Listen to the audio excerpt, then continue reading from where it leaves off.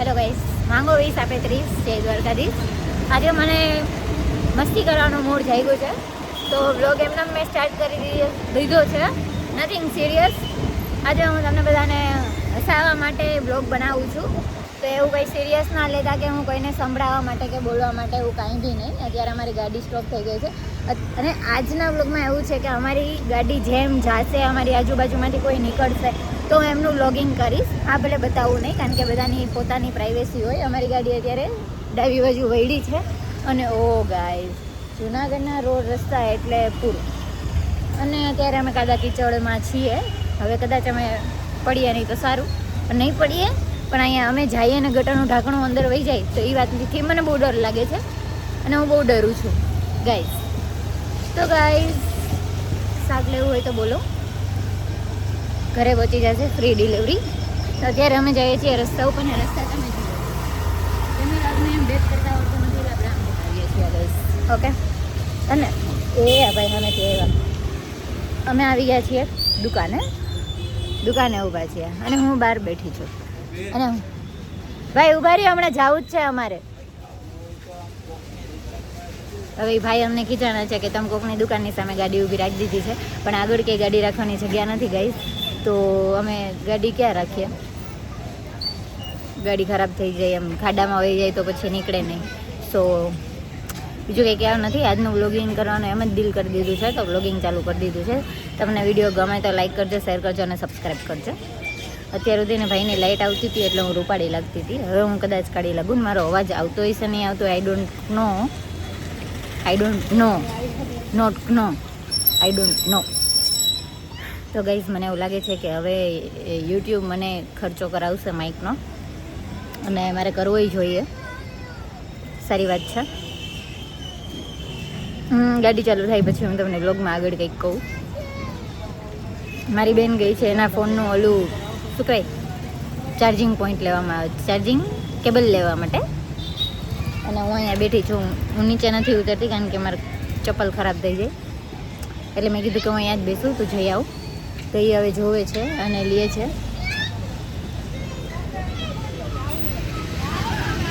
જય શ્રી કૃષ્ણ દાદા.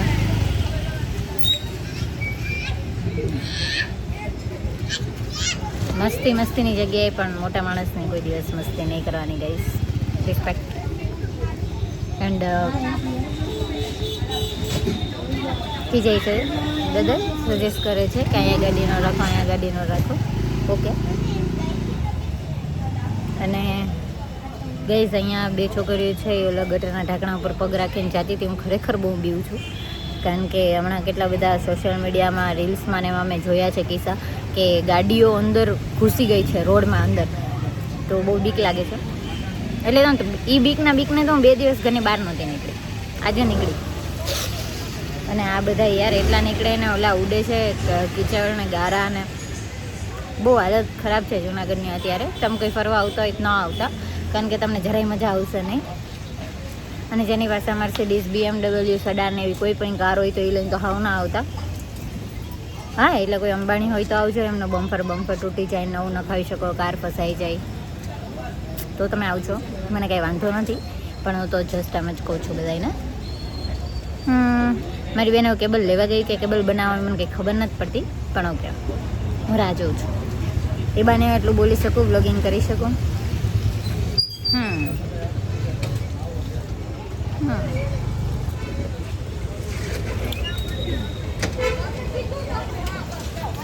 જોવો ગાઈઝ રસ્તા, હજી તો એટલો વરસાદ નથી પડ્યો, ત્યાં રસ્તા ખરાબ થવા માંડ્યા છે. અને હું તમને ગટરના ઢાંકણા હમણાં બતાવીશ ને તો તમે એમ કહો કે અરે બાપારે, બતાવો હમણાં. રાઈટ.